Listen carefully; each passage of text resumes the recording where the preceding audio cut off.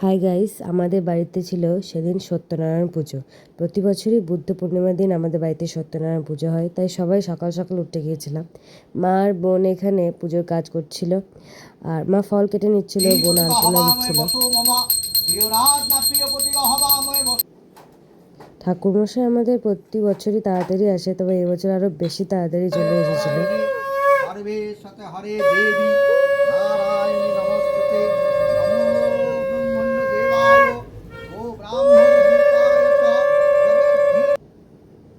তাই অনেক সকাল সকালই আমাদের পুজো শুরু হয়ে গিয়েছিল। আর এই পঞ্চপ্রদীপটা আমার খুব ভালো লাগে। তখন অঞ্জলি দেওয়ার সময় হয়ে গেছিলো, তাই সবাই অঞ্জলি দেওয়ার জন্য তৈরি হয়ে গেছিলাম। বাড়িতে পুজো থাকলে মনটা খুব শান্তি লাগে। 10টার দিকে আমাদের পুজো কমপ্লিটও হয়ে গেছিলো, আর আমার বোনের দেওয়া আলপনাগুলো দেখানো হয়নি, তাই দেখিয়ে দিলাম। তারপর তো মা, আমি আর বোন মিলে আমরা পুজোর প্রসাদ বিলি করার জন্য রেডি করছিলাম।